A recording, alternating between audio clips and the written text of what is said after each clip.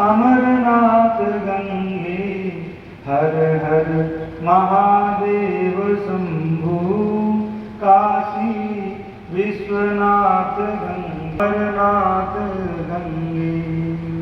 श्री वृंदावन बिहारी लाल की जय। श्री निधिवन राज की जय। राधा कुंड की जय। श्याम कुंड की जय। श्री गोपेश्वर महादेव की जय। श्री आशीश्वर महादेव की जय। श्री चकलेश्वर महादेव की जय। श्री मलुकेश्वर महादेव की जय। जय जय श्री सीताराम। जय जय श्री राधे श्याम। जय जय श्री राधे। आपकी भक्ति हो जाए। कर्म भले खुद का करो, खुद की घर परिवार के लिए करो, पर भावना ऐसी रखो कि हे भगवान, ये भी आपकी सेवा है। घर परिवार बाल बच्चे सब आपकी कृपा है और आपकी कृपा से मैं इनका पोषण करता हूँ, तो भगवान ये भी आपकी सेवा है। इस विधि से जो कर्म करता है उसको संसार के कर्म बांधते नहीं है, बंधन में डालते नहीं है। और जो कर्म जीव को बंधन में नहीं डालते हैं वो कर्म मनुष्य का कल्याण कर देते हैं, मनुष्य को सुखी कर देते हैं। अन्यथा जितने भी कर्म है वो आसक्ति पूर्वक मोह पूर्वक होते हैं, तो बंधन में डालने वाले होते हैं। और बंधन ही मृत्यु है, बंधन ही बार बार जन्म और मरण है। जो जीव बंधन से मुक्त हो गया है वही मोक्ष को प्राप्त हो गया है, वही मुक्त हो गया है। और संसार में कर्मों की गति बड़ी विचित्र है। जैसा कर्म जीव कर रहा है तुरंत उसको उसकी कर्मों के अनुसार ही गति प्राप्त हो रही है। जिन कर्मों की गति बड़ी विचित्र है तुरंत उसका फल मिलता है, उन्हीं कर्मों को मनुष्य ना समझी से करते चला जाता है। जरा भी नहीं सोचता है किन कर्मों के कारण मुझे किन किन योनियों में जाना पड़ेगा, कहाँ कहाँ जन्म लेना पड़ेगा। परमार्थवश, स्वार्थवश, मोहवश अनेकानेक ऐसे घोर कर्म कर बैठता है जिन कर्मों के पाप का छुटकारा जन्मों जन्मों तक नहीं होता है। तो कर्मों की गति बड़ी विचित्र, बड़ी गहन है। तो संसारी मनुष्यों को विवेक पूर्वक विशेष बुद्धि बल का प्रयोग करते हुए संसार के कर्मों का निष्पादन करना चाहिए। अन्यथा कर्म तो अपनी जगह रहे। कई बार मनुष्य सत्कर्म करते हुए भी पाप कर्म कर बैठता है। दिखने में वो कल्याण का साधन है, दिखने में बड़ा धर्म का आचरण है, दिखने में बड़ा सदाचारों का वो कार्य है, पर अंतर में मूल में वो ही अनिष्ट कारक हो जाता है, अधर्म कायम हो जाता है। तो कल्याणकामी पुरुष को संसार का छोटे छोटा काम भी विशेष सावधानी से करना चाहिए, जिस वजह से उसकी गति नहीं बिगड़े। भोजन भी करो तो पूरी सावधानी से करो कि कोई जीव, कोई कीड़ी मच्छर मकोड़ा, कुछ बाल कुछ अंदर नहीं आ जाए। जल पियो तो सावधानी से पियो। उसी प्रकार और भी पूरे जीवन को सावधानी से व्यतीत करो, अन्यथा एक प्रारब्ध पूरा भया नहीं, दूसरा फिर खड़ा हो जाता है। वो प्रारब्ध होकर के अलग हुए नहीं कि आगे नया फिर प्रारब्ध बन जाता है। तो सुखी होना जो मनुष्य चाहते हैं उनको विशेष अपने विवेक का परिचय देना चाहिए।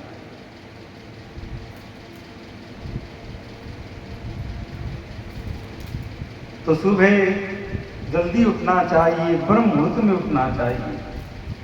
गृहस्थ व्यक्तियों के लिए 6 घंटे की नींद बहुत होती है। अगर 6 घंटे के बाद में जो नींद आती है वो नींद नहीं होती, प्रमाद होता है। और अच्छे से 6 घंटे का नींद आ गई तो फिर दिन भर काम करो, कोई नींद का आवेश नहीं होगा। उसके बाद रात्रि में भोजन पाकर के जल्दी शयन करो और सुबह ब्रह्म मुहूर्त में उठ जाओ। गृहस्थियों के लिए 6 घंटे की नींद है और साधुओं के लिए मात्र 4 या 2 घंटे की नींद है। और ठाकुर कृपा से, संतों की कृपा से ऐसे संतों का दर्शन लाभ हुआ जो कभी सोते ही नहीं थे। जब देखो तो बैठे हुए माला लिए जप कर रहे थे। अरे बाबा आप तो बैठे ही रहते, कभी सोते नहीं। बोले बच्चा मुझे नींद ही नहीं आती है। 2-4 दिन से किसी ने पूछ लिया बाबा भोजन कर लो, या करवा दिया तो कर लिया, अन्यथा बैठे हुए हैं जप कर रहे हैं। बाबा आपने भोजन क्यों नहीं किया? बच्चा इच्छा ही नहीं हुई, क्योंकि उनके अंदर तामसिकता कम हो गई। व्यक्ति के अंदर जितनी जितनी सात्विकता बढ़ती है उतनी भूख कम लगने लग जाती है और नींद कम हो जाती है, थकावट कम हो जाती है। और वहीं संसार का व्यक्ति नींद भी खूब लेता है, अन्न भी खूब खाता है, और थोड़ा सा काम किया थक भी जल्दी जाता है। बोले भाई बहुत बहुत थक गए, क्या कर लिया इतना, थोड़ी देर को खेत में कुछ कस्सी कुलाड़े का काम किया और मरने को हो जाते हैं। और वहीं शरीर में सात्विकता बढ़ गई तो अन्न भूख कम लगेगी, नींद कम आएगी और जीवन दिन भर शरीर में फुर्ती बनी रहेगी। पर ये होगा जब जब प्रमाद का त्याग करोगे और अपने शरीर में सात्विक गुणों को बढ़ाओगे। सात्विकता कैसे बढ़ती है? शरीर में तामसिकता बढ़ने का सबसे बड़ा कारण तो अनिष्ट खान पान है। जो मादक तत्व है, विशेष गरिष्ठ जो पदार्थ है, उनका सेवन कल्याणकामी पुरुषों को नहीं करना चाहिए। ज्यादा अन्न खा लिया, गरिष्ठ खा लिया, पच नहीं रहा है, गैस बन गई है, सो समस्या हो गई, फिर उसी के मारे प्रमाद होता है, थकावट होती है। अब कहोगे नमक ज्यादा खा लिया बीपी बढ़ने लग गई, मीठा ज्यादा खा लिया शुगर रह गई।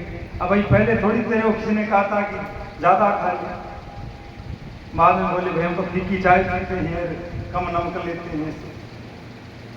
और हिसाब से खाओगे तो मरते दम तक चकाचक रसगुल्ले खाते रहोगे, खूब हलवा पूरी खाते रहोगे, अन्यथा डॉक्टर टाइम से कह देगा भैया मीठा मत खाना अगर जिंदा रहना चाहता। तो मनुष्य जीवन में कोई विवेक नहीं है, विशेष कोई ज्ञान नहीं है। और आजकल तो ऐसा समय है कि प्रत्यक्ष सब बातें पर देखते हुए भी मनुष्यता बना रहता है, उस ओर ध्यान ही नहीं देता। पड़ोसी में बीती वो आपन में जान, जो बात पड़ोसियों में हो गई है वो भी आप में होने वाली है, इसलिए सावधान हो जाओ। ये काल और ये समय रहम नहीं करता है, इसके अंदर दया नहीं है, क्योंकि ये कर्मों का विधान करवाता है, कर्मों का भोग करवाता है।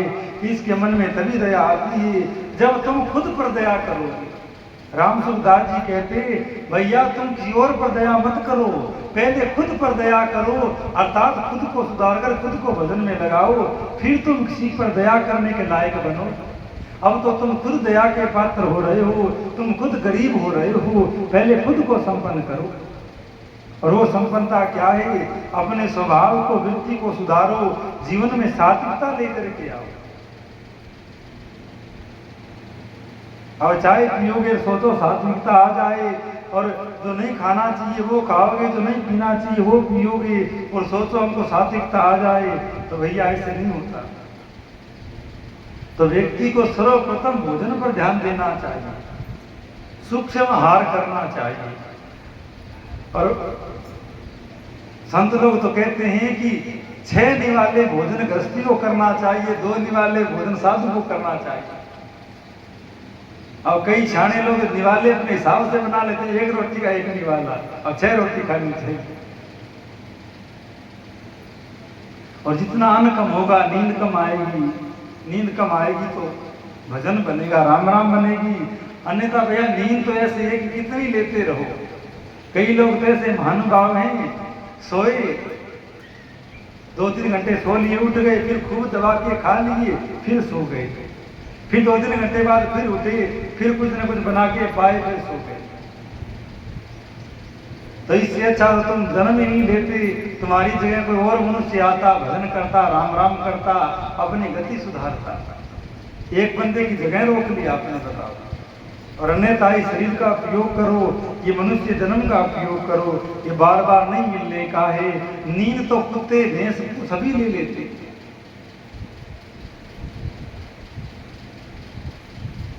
दुनिया तो कहती है महाराज जी 4 बजे नींद खुलती नहीं है, और साधु लोग कहते हैं नींद आती नहीं।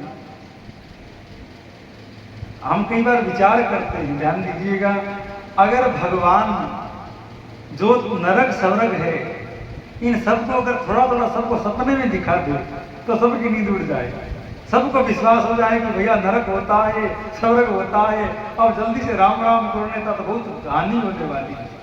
पर विश्वास नहीं है, ये ब्राह्मण लोग महाराज लोग ऐसे कहते फिरते हैं, किसने नरक देखा है? पर ऐसी बात नहीं है। इस पवित्र आसन पर बैठे हैं। नरक स्वर्ग बहुत भयंकर यातना का एक लोक है। और अगर कोई प्रमाण चाहे तो प्रमाण भी बहुत है।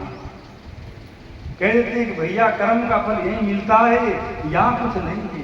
यहाँ तो कोई नाम मात्र कुछ हो गया तो बात अलग है, पर कर्मों का विशेष फल विशेष शुद्धि जाकर के नरकों में होती है। रोटी खीरों पर थोड़ी बहुत पक जाए, सिक जाए, तवा पर सिक जाए, अलग बात है, पर असल रोटी तो चूल्हा के भीतर आग में जाकर के सिकती है। उसी प्रकार जो ये आत्मा है, इसको थोड़ा बहुत दंड यहाँ मिल जाता है, पर उससे पूरा वो शुद्ध होती नहीं है। इसीलिए नरक में भयंकर यातनाओं में जब जीवात्मा जलाई जाती है तब वो शुद्ध होती है। यहाँ ऐसा विधान नहीं है, पर लोग परमात्मा से कह देते हैं कि किसने स्वर्ग देखा है, सब कुछ यही है, यहाँ कुछ नहीं है। शास्त्र तो साक्षी यही है। बड़े बड़े सिद्ध पुरुष लोग देख देख कर बता रहे हैं। लोग ये भी कह देते हैं किसने देखा है, मरने वाला तो वापिस आया नहीं, कौन बताए। पर सिद्ध पुरुष धरती पर बैठे बैठे तीनों लोगों का देख कर बता देते हैं और कहते हैं भैया भजन करो और अपने कर्मों को सुधारो, अन्यथा बाद में बहुत पछताना होगा। चलो एक थोड़ी सी कथा ही बता देते, सत्य घटना। कुछ समय पहले की बात है, गुजरात की घटना है। ध्यानपूर्वक सुनिएगा, अगर विश्वास हो जाए तो जीवन सुधार दोगे। अब सबके लिए भ्रम है कि भूत प्रेत होते हैं कि नहीं होते हैं। कई लोग तो जानते हैं, क्योंकि भूत भोगी होते हैं बेचारे, वो तो जान लेते हैं कि भाई होते हैं। अब कई लोगों के काम नहीं पड़ा होगा, हम तो कहीं पढ़े भी नहीं, कहो इसकी तो ठीक बात है। तो भूत प्रेत होते हैं। भूत प्रेत होते हैं तो सब कुछ होता है। आप ऐसे मानिए 150 चीजें हैं, या तो वो उनमें से एक भी नहीं है। ना भूत है, ना प्रेत है, ना भगवान है, ना पितर है, ना यक्ष है, ना गंधर्व है, कुछ भी नहीं है। और इन सब में से अगर आप ये बता दो कि इनमें से एक है, तो फिर सब के सब हैं, ये बात मान लेनी चाहिए। अब मान लो पितर देवता की बात करें, अब भगवान को तो आपने नहीं देखा, आप कह भी नहीं सकते कि है भी नहीं है, पर पितर के विषय में तो लगभग लोग जानते हैं। घरों में किसी के पितर देवता होते हैं, चमत्कार भी किए जाते हैं। अब आपने ये बात स्वीकार कर ली पितर होते हैं, तो अब आपको ये भी बात भली भांति से मान लेनी चाहिए कि भगवान होते हैं, भूत प्रेत होते हैं। अर्थात ये सब बात मान ली गई कि सब होता है, तो ये भी मान लीजिए कि स्वर्ग और नरक भी होते हैं। कोई ये मन गणित बातें नहीं है जो ब्राह्मण लोग या साधु लोगों ने शास्त्रों में लिख दी है। एक एक बात परम सत्य है, परम प्रमाणिक है। जगा हुआ व्यक्ति इसका परिचय पाता है। नींद में सोया है वो तो सोया हुआ है, तो क्या कहें क्या बताएं, और जो जगा हुआ जीव है वो इसका परिचय पाता है। तो ध्यानपूर्वक सुनिएगा। गुजरात की घटनाएं, वो ब्राह्मण देवता थे, बड़े सदाचारी, भजन पूजन करते, राम राम करते, और थोड़ा बहुत नित्य कर्म घरों में करवा देते, बाकी अपने घर में रहकर भजन करते। तो ध्यान दीजिएगा, उनके घर में एक नौकर था जो केवट जाति का था, गरीब बालक था, तो उन्हें घर में गोबर भारी झाड़ू पोछा कर दिया करता। तो उस बालक की अकाल मृत्यु हो गई, बिना किसी कारण के जवानी अवस्था में वो चल बसा। तो पंडित जी को भी बड़ा दुख हुआ कि बेचारा भला आदमी था, खूब सेवा करता था, कोई बदमाशी नहीं थी उसके पास में, फिर भी मर गया। और उस बालक का भी कहीं न कहीं स्नेह था पंडित जी के, बस पंडित जी में बड़ी श्रद्धा रखता था कि पंडित जी भले आदमी है।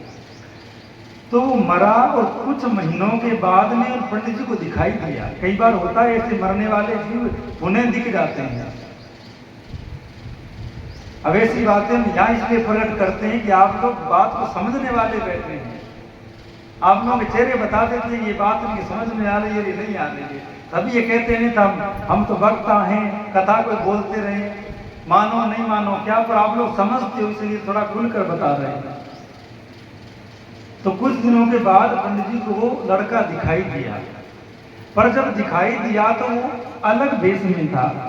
उसके जो पहनावा थे वो विचित्र थे, बड़ी मूंछें थी, बड़ा एक अलग स्वरूप था। तो पंडित जी एक बार तो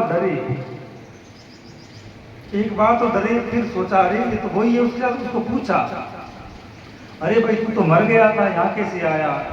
उसने प्रणाम करके कहा कि पंडित जी मैं मर गया और मैं यमदूत हो गया। अब ये भी कथा विस्तृत हो जाती है अगर ज्यादा कहें। अब यमदूत कौन बनते हैं? जो लोग कई बार नरक में जा आते हैं। भी जो बंदा यहाँ रोज आएगा, एक एक चीज इसको जानकारी होगी, तो ज्यादा लोग यही करेंगे कि भाई ये बंदा सब कुछ जानता है यहाँ के विषय में, तो इसको यहाँ की कोई सेवा दे दो। ये सब जानता है, इसको कुछ बताने की जरूरत नहीं है, किधर से मोटर चलेगी, किधर से बल्ब चलेगा, सब चीज का पता है। उसी प्रकार यमलोक में जो जीव बार बार जाते हैं घोर कर्म करके, तो यमराज जी सोचते हैं कि ये हमारा बड़ा भगत है, नरक का बड़ा भगत है, इसको एक नरक का पता है, तो ऐसे करो नया आदमी भर्ती करेंगे तो उसको तो बताना पड़ेगा। कई बार सरकार ऐसी योजनाएं निकालती है, तो जो अर्ध सरकारी या प्राइवेट कुछ कर्मचारी रखती है, कुछ अनुभव के बाद उनको सरकारी कर देती है, क्योंकि नए बंदे नई भर्ती निकालनी पड़ेगी, सब नया नया होगा। ये पुराना आदमी है, इतने दिन तो अर्ध सरकारी या प्राइवेट था, ये जानकारी जिसको हो ही गई है इसको पक्का कर दो। उसी प्रकार यमलोक में होता है, जो बार बार जाता है तो यमराज जी सोचते हैं नया बंदा आएगा उसको एक एक बात बतानी पड़ेगी। ये सब जानकार है को कौन से नरक में किसको डालना है, किसको लाना है, कैसे करना है, तो इसको यमदूत बना दो।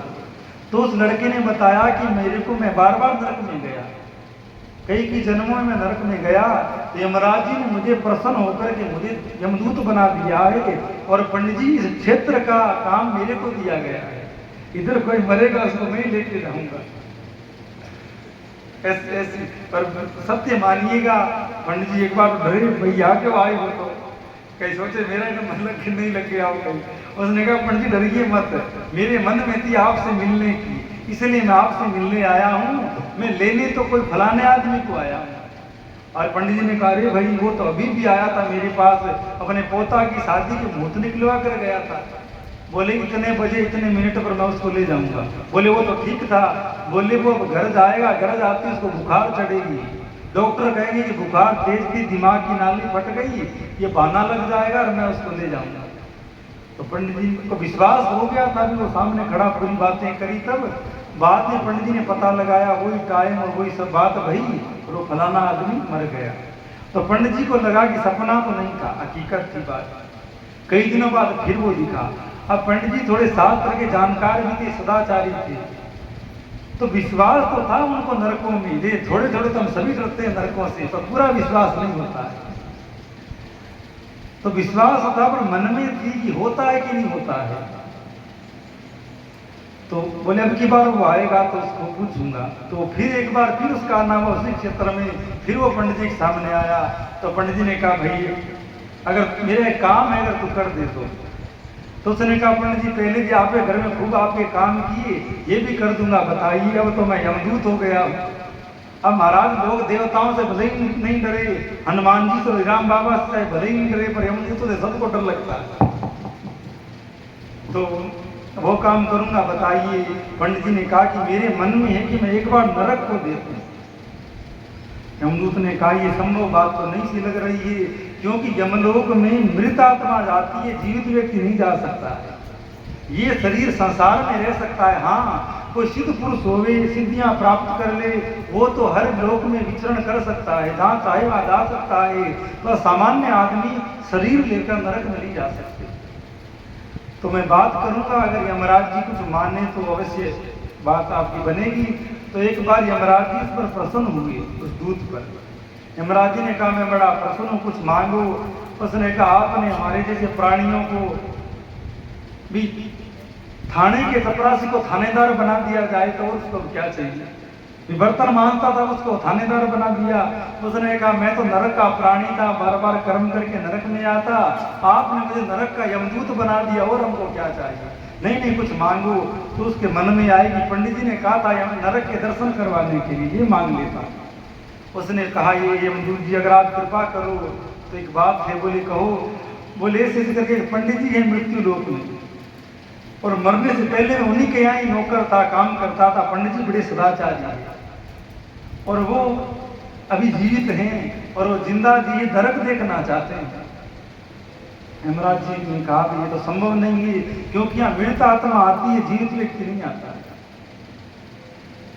पर फिर यमराज जी ने सोचा कि मैंने इसको कही दिया था कि तू मांग ले दूंगा, चलो ऐसा करो, पंडित जब सोए हों तो पंडित जी की सूक्ष्म आत्मा को यहाँ ले आना। अब अनुभव तो सबका रहता है सूक्ष्म शरीर का, पर हमारा इस क्षेत्र में कोई काम नहीं होता है तो हम जान नहीं पाते हैं। बाकी सपने में व्यक्ति सूक्ष्म शरीर से घूमता है,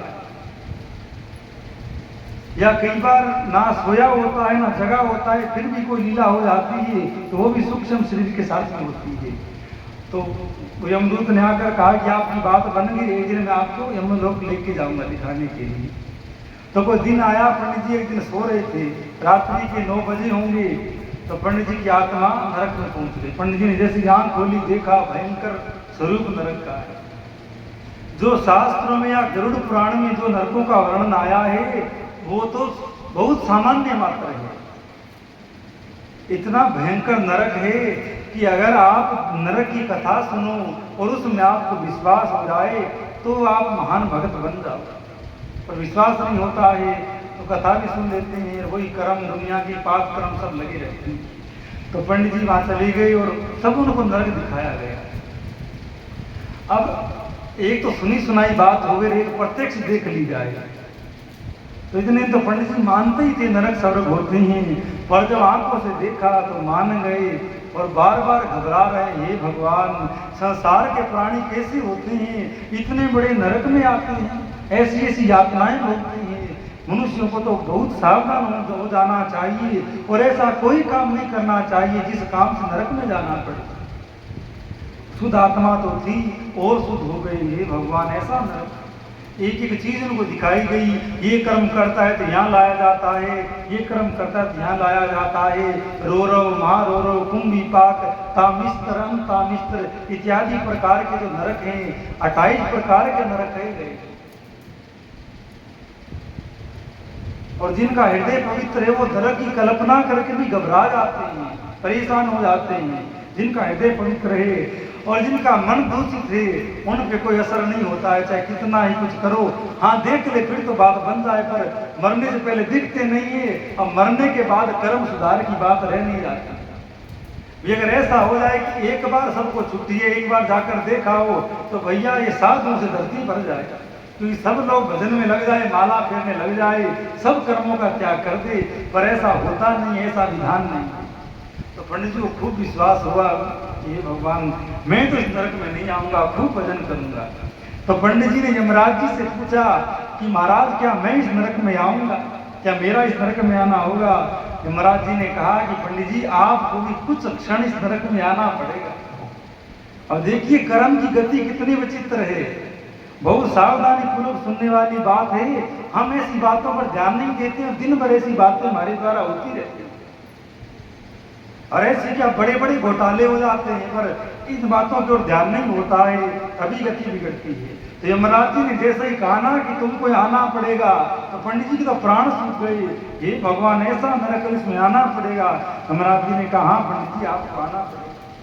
ब्राह्मण ने कहा महाराज कृपा करिए, जहाँ तक मेरी समझ है, मुझे ध्यान है, मैंने ऐसा कोई कार्य नहीं किया जिस कार्य के कारण, इस पाप के कारण मुझे यहाँ आना पड़े। तो यमराज जी ने कहा कि पंडित जी याद करिए, फलाना नाम का एक चमार है जो जूती बनाता था, आप उसे जूती बनवाने के लिए गए? बोले हाँ गया था, वो था वो तो मर गया।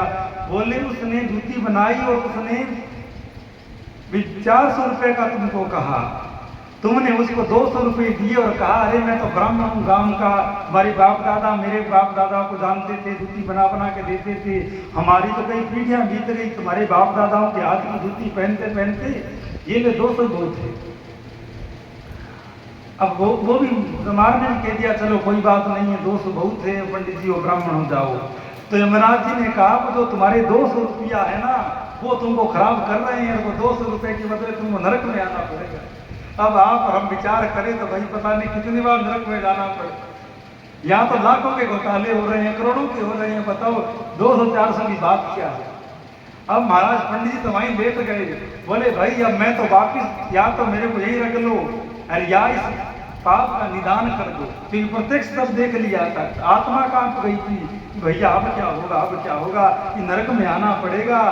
तो यमराज जी ने कहा कि भैया वो चमार अभी नरक में पड़ा है, उससे पूछ लो, वो कहे तो बात हो जाएगी। तो पंडित जी ने कहा कि मैं यही भुगतान कर देता हूँ। तो यमराज जी ने कहा कि ब्राह्मण देवता, यहाँ आप वाले पैसे नहीं चलते हैं, भी तुम्हारे जो मृत्यु लोक में जो नोट होते हैं वो नोट यहाँ नहीं चलते हैं, यहाँ तो पुण्य या पाप कर्म का काम होता है। तो पंडित जी ने कहा तो भाई कैसे करूं, कोई पुण्य ले लो, बोले ऐसे नहीं, काम तो सिद्धांत से ही होता है। तो कहा कैसे करो, तो बोली वो चमार कह दे तो वैसे ही भुगतान हो जाएगा। अब वो उस नरक में गया जहां वो पड़ा था, देखते ही प्रसन्न हुआ।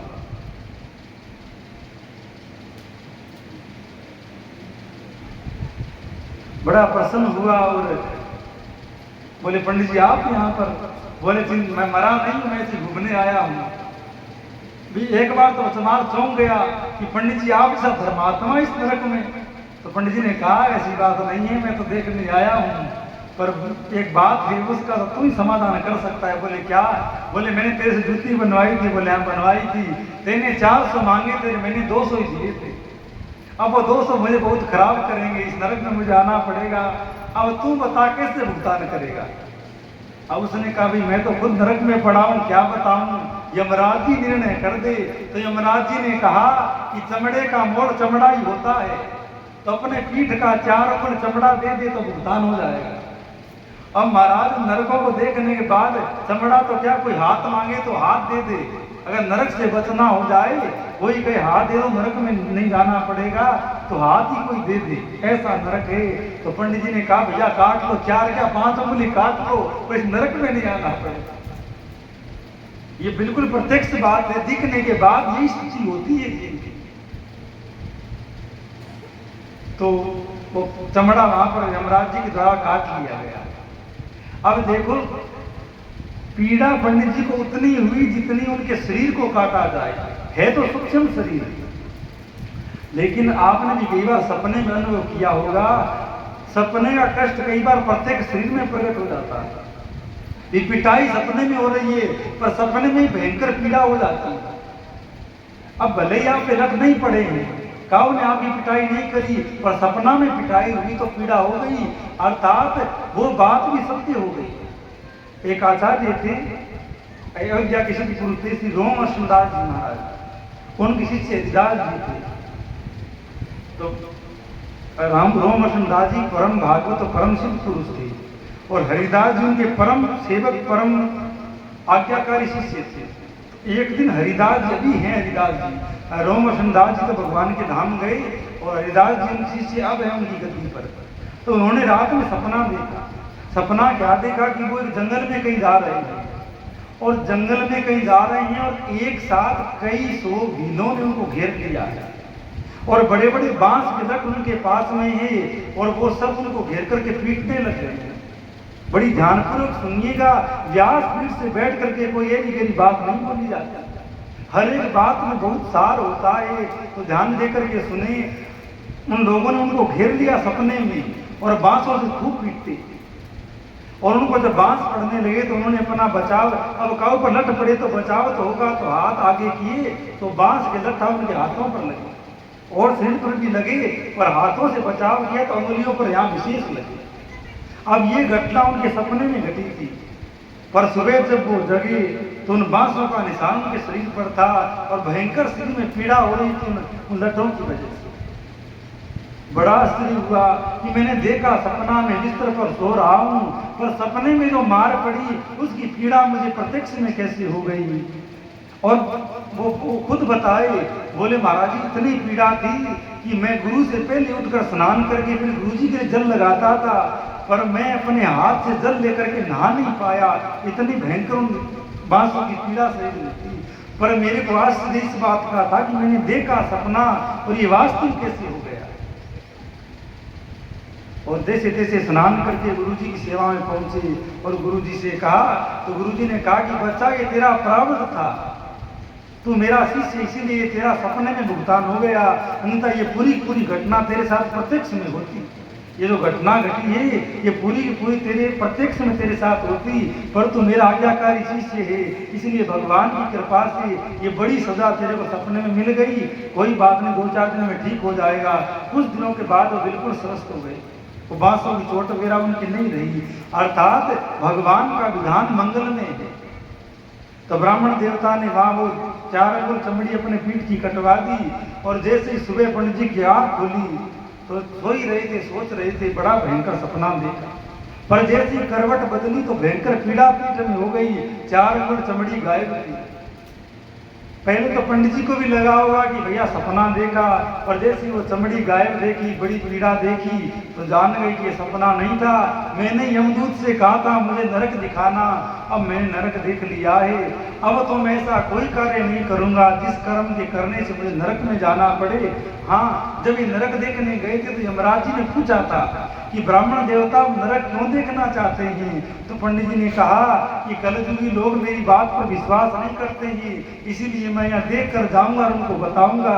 तो यमराज हंसने लगे, बोले पंडित जी महाराज कोई विश्वास नहीं करेगा, सब कहेंगे कि पंडित जी का दिमाग खराब हो गया है जो चिल्ला रहे हैं। तो पंडित जी सुबह हो ही गई थी, आज सुबह उठने में लेट हो गई। रोज तो 4 बजे 3 बजे उठ जाते थे, आज लेट हो गई। ब्राह्मणी आई, क्या बात है विप्र देव, आज उठने में देरी कैसे हो गई? अब पंडित जी तो दूर से चिल्लाने लगे, अरे भाग्यवान इधर आ, राम राम कर, भजन कर, तेरे अंदर कोई खोट है तो यही धो ले, नरक में जाना पड़ेगा, बहुत भयंकर नरक है। वो कह रही है नहाए नहीं, धोए नहीं, उठे नहीं, चाय पानी पिया नहीं, और उठते क्या ये प्रवचन शुरू कर दिए। कहीं कथा व्यास कथा पंडाल में नहीं बैठे हो, घर में सो रहे हो, स्नान कर लो, लेट कैसे उठे? और पंडित जी तो वही चिल्लाए, अरे नहाने धोने को छोड़, गर्म सुधार ले, नरक में जाएगी, मैं देख के आ रहा हूं। बोले रात यही सोए तो यही से उठ गए, कहां देख के आए? ब्राह्मणी मन में कर रही आने को सपना देखा, पर वो सपना नहीं था, वो हकीकत बात थी। पंडित जी बहुत चिल्लाए, वो ब्राह्मणी भागी, पत्नी अंदर भागी, अरे छोरो चलो चलो, तुम्हारे पिताजी को लगता है कोई सपना देख लिया कि क्या हो गया, जाके देखो। बेटे लोग आए तो पंडित जी फिर चिल्लाने लग गए, अरे मेरे सपूतों इधर आओ, बड़े काम की बात बताता हूँ, कोई बेईमानी मत करना, कोई बदमाशी मत करना, भूखे मर जाना, पर कोई 2 रुपया कोई पाप से मत कमाना। बेटे बोले पिताजी क्या बात कह रहे हो ऐसे, आपको क्या हो गया ऐसे? उन्होंने कहा मुझे कुछ नहीं हुआ, अगर कर्म नहीं सुधारे तो तुम्हारा क्या होगा, मेरी बात मान लो। लोगों ने कहा डॉक्टर को बुलाओ, भाई लगता है दिमाग हिल गया, आगरा लेकर के जाओ। किसी ने नहीं विश्वास किया। पंडित जी ने कहा अरे मूर्खो, मेरा दिमाग खराब नहीं है, दिमाग खराब तो तुम्हारा है, जो घोर नरक का गामी कर्म करके नरक में जाकर के वहां बहुत घोर यातना झेलनी पड़ी। पंडित जी ने कहा भाई मानो तो ठीक, नहीं मानो तो ठीक, अपन तो चले। और पंडित जी वृंदावन आ गए और माला फेर करके जीवन पूरा किया और नरक नहीं देखा। इसीलिए हम कई बार सोचते हैं कि अगर भगवान सब पर कृपा करके सपने में भी नरक दिखा दे तो भैया फिर कथा सुनाने की जरूरत नहीं है, सब के सब राम राम करके भगवान के अपन जाएंगे। पर ऐसा होता नहीं। अब कथा तो सुंदर है और भाग्यशालियों को विश्वास भी होता है, पर पूर्ण काम में बात नहीं आती। और आज आए एक शेर जी थे, अब ध्यान दीजिएगा, बड़ी काम की बातें आ रही है। वृंदावन आए, और वृंदावन में तटिया स्थान आश्रम है, उसके सिद्ध पुरुष थे श्री वैष्णवदास जी महाराज। उनके पास वो बढ़िया आया, बचपन से आता था। आकर के उनको बोला कि आप सिद्ध पुरुष हैं, मेरे को कोई ऐसा जंत्र मंत्र बताइए जिससे मेरा धन बढ़े, लक्ष्मी की कृपा हो। तो महाराज जी ने समझाया कि देख बढ़िया, भगवान का भजन कर, धन तेरे पास वैसे ही बहुत थे, तेरे बाप दादाओं का कमाया हुआ, तुमने ही बहुत कमा लिया, अब तो भजन कर, अब तो माला फेर। वो पंडित को बढ़िया, तो महाराज ऐसे उसके धन की धुन सवार थी। पंडित जी महाराज ये भजन माला फेरना ये सब तो आपका ही काम है, अब आप तुमको ऐसी कोई जुगती मंत्र तंत्र बता दो कि मेरी लॉटरी लग जाए, मेरा धन बढ़ जाए, मेरे वो खेत में धन मिल जाए। महाराज जी ने कई बार उसको कहा, अरे भाई तू बचपन से आता है, असल बात तेरे को बता रहा हूँ, राम राम कर, नरक में जाना पड़ेगा। फिर भी नहीं माना। तो महात्मा ने कहा कि तेरी अगल बगल के जो सेठ थे और तेरे बाप दादा भी थे, वो मर गए, वो नरक में पड़े। पर उनको कहाँ विश्वास होता। वो तो बोले महाराज ये प्रवचन मैंने बहुत सुने, ये बातें मैंने बहुत सुनी है, बताना हो तो कोई मंत्र तंत्र बताओ जहाँ से धन की प्राप्ति हो जाए। महाराज जी को उन पर बड़ी दया है। संत को बड़ी स्पर्धा आई कि इसको मैं कैसे समझाऊं। आखिर में महाराज जी ने कहा, अगर तू उनको देख ले तो विश्वास करेगा। बोले हाँ, थोड़ा बहुत तो कर लूंगा। पर महाराज जी जानते थे देखने के बाद तो थोड़ा का फिर तो पूरा ही करेगा। महाराज जी ने सर पे हाथ रखा, जैसे ही सर पे हाथ रखा शरीर तो वहां पड़ा है और शरीर की जो चेतन बुद्धि आत्मा शरीर है वो नरक में पहुंच गया। और उसके बाप दादा भी महाराज जी ने दिखाए, उसके बेली मित्र बणिया जो घाटे का सौदा करते थे वो भी नरक में पड़े थे। अब महाराज बणिया ने जब सब कुछ देखा तो आत्मा कांप गई, हे भगवान ऐसा नरक होता है। और जैसे ही महाराज जी ने उस सर के ऊपर से हाथ उठाया तो वापिस चेतना वृंदावन के आश्रम में आ गई, शरण पकड़ ली। महाराज मेरे पास धन है वो भी ले लो, पर ऐसी युक्ति बताओ जैसे नरक में नहीं जाना पड़े, क्योंकि प्रत्यक्ष देख लिया था। पर भैया देखने दिखाने वाली बात तो भगवान जाने, पर आप लोग विश्वास करिए और ऐसे आचरण करिए जिससे आप लोगों की गति नहीं बिगड़े। ये कथा भागवत इसीलिए है। कथा शिवपुराण की कथा के दो काम होते हैं। एक काम गांव में इसलिए होती है कि गांव में जितनी की अधो आत्माएं हैं मरकर के जो भूत बन गए हैं उनका कल्याण हो जाए, और दूसरा काम तो जिंदा मनुष्य है वो मरकर के फिर भूत नहीं बन सके, इसलिए कथा है। तो दो ही काम है। एक काम तो हो रहा है, जहां जहां ये कथा के वचन जा रहे हैं उतनी उतनी दूर पे सब शुद्धि हो रही है। जो भूत कथा का नाम सुन के भाग गए हैं तो उनकी तो वो जाने, और जो पुराने भूत हैं वो बैठे हुए हैं जगह जगह अटक करके कि कथा सुन ले तो हमारा कल्याण हो जाए, और दूसरा काम का प्रयास कर रहे हैं कि भैया वो तो भूत बन गए तर जाएंगे, पर आप भूत आगे मत बनिए, बुरे कर्म करके अच्छे अच्छे काम करिए, यहाँ आराम से रहिए, आगे भी आराम से जाइए। दूसरी बात, यहाँ में आराम से नहीं रहो तो कोई समस्या नहीं है। कितने वर्ष रहना है? 100 वर्ष कोई ज्यादा नहीं होते हैं। अब तो 100 वर्ष की आयु भी नहीं है, कोई बात नहीं। धन की तंगी है झेल लीजिए, अन्न की तंगी है झेल लीजिए, पर भैया नरक वाला तुमसे झेला नहीं जाए। यहाँ तो भूख प्यास सोच झेलने में आ जाती है, लोग निकल जाते हैं भूख से, गरीबी से, तंगी से, पर वो नरक इतना भयंकर है, एक बार जीव वहां पड़ गया तो लाखों लाखों वर्ष तक वहां से निकलना नहीं होता। और जो नरक से बचने के उपाय हैं वो यही हो सकते हैं, वहां नहीं हो सकते हैं। और अब युग है, कलयुग है, अब तो फिर भी कथा है, बात बताने वाले बैठे हैं। धीरे धीरे मनुष्यों की मति इतनी मलिन हो जाएगी कि उनको ना कथा मिलेगी ना कुछ और मिलेगा। सब लोग कथा कीर्तन साधु ब्राह्मणों के विरोधी हो जाएंगे। अब साधु ब्राह्मणों के विरोधी हो जाएंगे तो कौन तुमको कहेगा भैया कर्म सुधारो, अपना जन्म सुधारो। तो अभी मौका है, अभी अवसर मिला है। अवसर ना चूक भोंदू भलो पायो दाम रे, ये बड़ा सुंदर दाव हम सबको मिला है। अब अगर कोई बात बना ली तो बात बन गई, अन्यथा जन्म जन्म का रोना, जन्म जन्म का वो दुख में रहना, वो तो सब तैयार है। और सबकी गति सबके सर के ऊपर बैठी हुई है। सब बता रही है कि कौन भूत बनने वाला है, कि कौन नरक में जाने वाला है, कि कौन नया जन्म लेने वाला है। इसीलिए ये संतों के हृदय की वेदना है। भैया इसको स्वीकार करके और अपना जीवन सुधार लीजिए। लोग पाप कर्म करके प्रसन्न होते हैं, अरे मैंने इतनी बड़ी बदमाशी कर ली, किसी ने नहीं देखा, किसी को पता नहीं लगा, ये तुम्हारी भूल है। भगवान हमेशा देख रहे हैं, वायु हमेशा देख रही है, सूर्य चंद्रमा हमेशा देख रहे हैं, दिन रात हमेशा देख रहे हैं। और कोई देखे चाहे नहीं देखे, तुम स्वयं तो तुमको देख ही रहे। तो भूल बस भी ऐसा कोई कृत्य नहीं बन जाए जिस कृत्य में पढ़ करके हमको अधोगति में जाना पड़े, यम यातना में जाना पड़े। और देखो नरक से बचने के उपाय भी बड़े सूक्ष्म छोटे छोटे बता दिए गए हैं। ये कर लो तो पार हो जाओ, नरक के दर्शन नहीं करने। पर वक्ताओं का काम कहना रहता है, उसमें तो कोई कसर ठाकुर जी रखते नहीं है। और श्रोताओं का काम सुनना रहता है, उसको धारण करना रहता है। हम अगर अपना काम निष्ठापूर्वक ईमानदारी से करेंगे तो उसका फल हमको मिलेगा। और आप सुनने बैठे हो, ईमानदारी से सुनोगे और काम में लोगे तो आपको ही पूरा फल उसका प्राप्त होगा।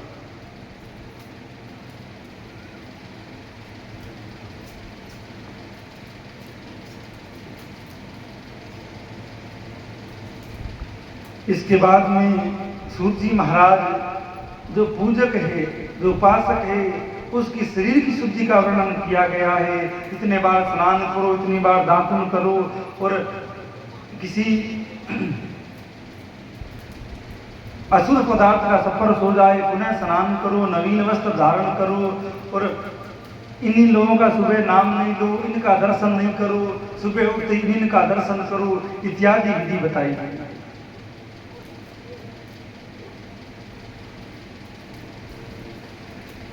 और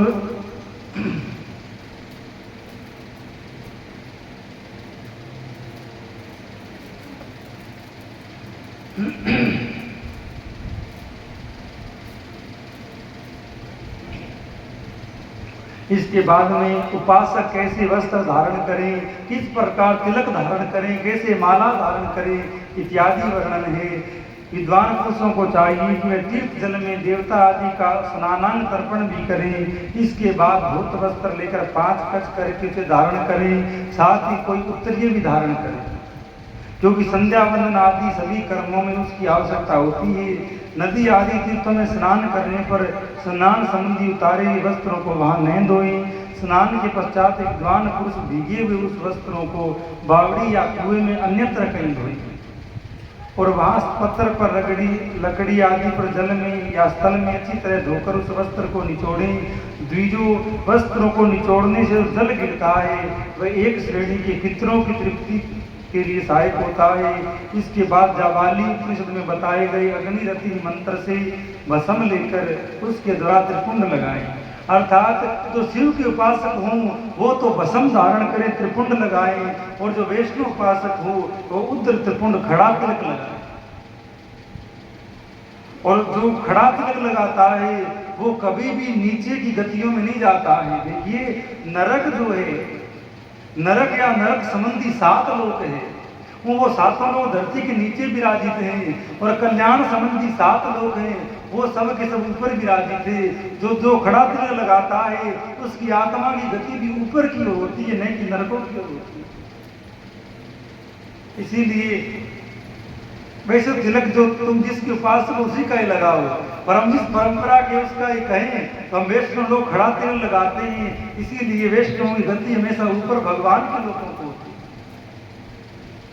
और नरक विशेष करके दक्षिण दिशा में और धरती के नीचे विराजमान है। अतल, वितल, तलातल, रसातल, महातल, पाताल, नरक लोक इत्यादि 7 लोक नीचे है। सतलोक, ब्रह्मलोक, स्वर्गलोक, भू भुवः सवः इत्यादि 7 लोक ऊपर के हैं, जो कल्याण के लोग हैं। और ऊपर के 7 लोक भेदन करने के बाद में नित्य साकेत है, नित्य कैलाश है, नित्य गोलोक है, जहाँ जाने के बाद में मनुष्य को वापस लौट कर नहीं आना होता, फिर वो संसार में दोबारा जन्म ग्रहण नहीं करता है।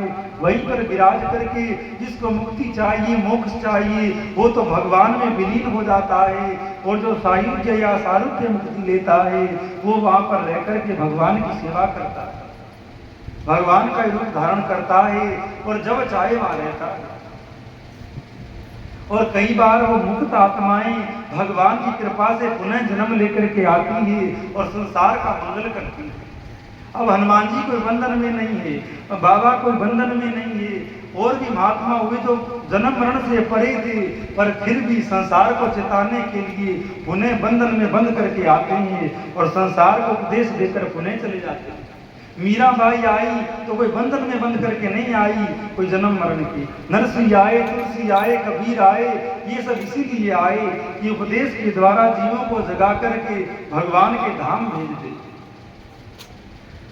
नहीं कि वो किसी बंधन में बंद करके आए थे।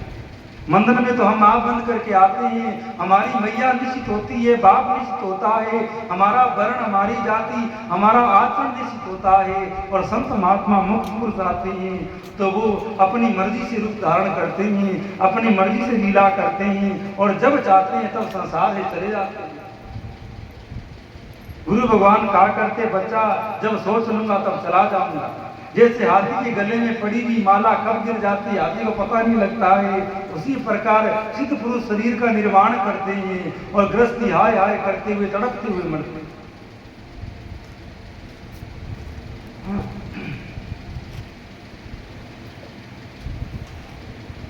तो इस प्रकार तिलक धारण करना चाहिए। अलग अलग देवताओं के अलग अलग मंत्र हैं, अलग अलग उनके तिलक हैं, और तिलक भी अलग अलग तत्व से किए जाते हैं। रज का तिलक है, भस्म का तिलक है, चंदन का तिलक है, रोली का तिलक है, जल का तिलक है। इस तरह हजारों प्रकार के तिलक हैं। यहाँ तक जहाँ सकाम भक्ति की बात आती है तो कामना पूर्ति करने वाले भी तिलक है। ये तिलक लगाओ तो ये काम बनेगा, ये तिलक लगाओ तो ये काम बनेगा। संसार का विस्तार बड़ा विस्तृत है और असत्य हम किसी को नहीं कह सकते। अगर ज्योतिष शास्त्र भी है, कर्म कांड भी है, तो ये भी असत्य नहीं है, इनका भी बड़ा प्रभाव है, पर ये कथा का विषय नहीं, इसलिए प्रकाश नहीं करेंगे। तो इस प्रकार तिलक धारण करे तो उसकी अधोगति नहीं होती है, तो भगवान के सुंदर सुख में लोकों में निवास करता है।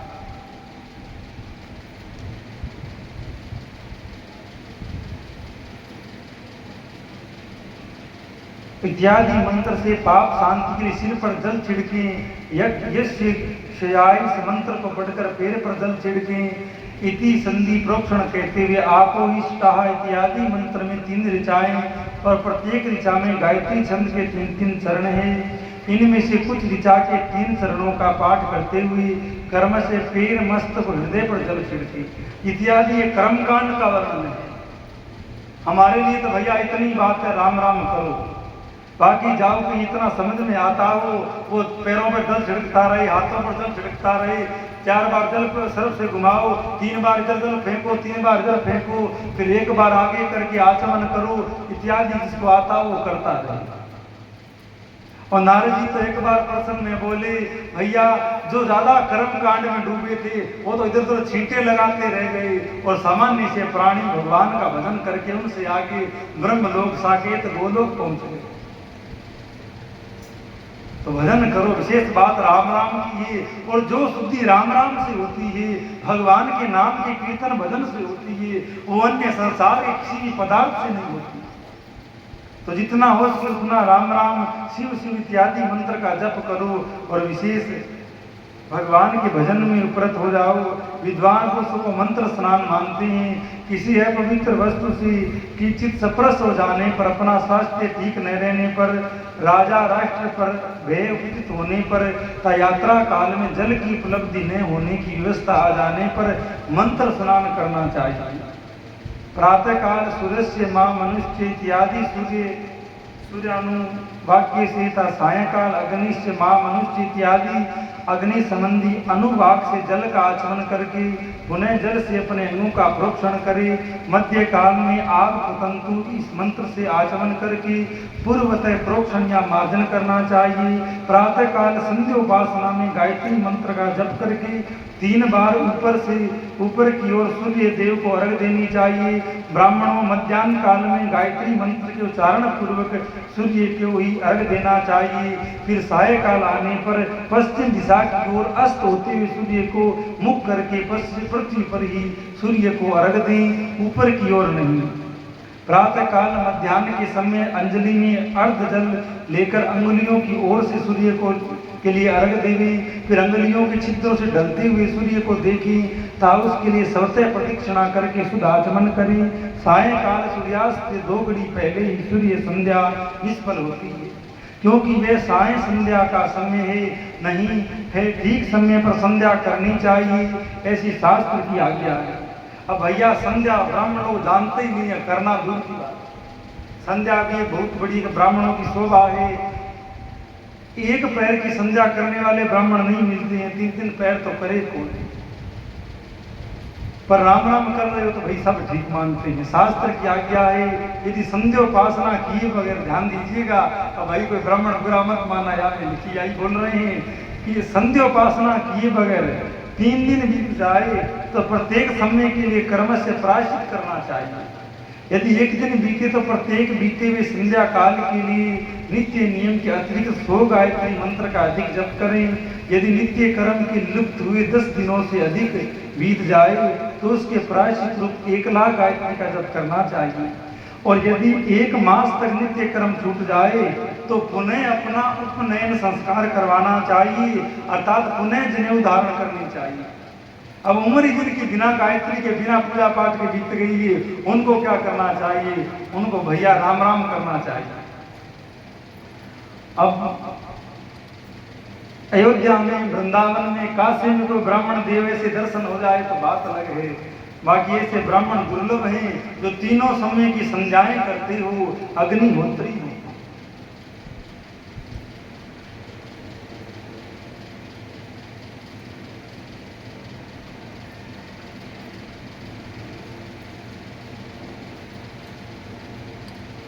इसके बाद में श्री सूत जी महाराज जब संध्या में बैठे हुए ब्राह्मण के लिए कौन सा मंत्र कितनी बार पढ़े, उसके बाद प्रणव का मंत्र कब कितनी संख्या में पढ़े इत्यादि का वर्णन है।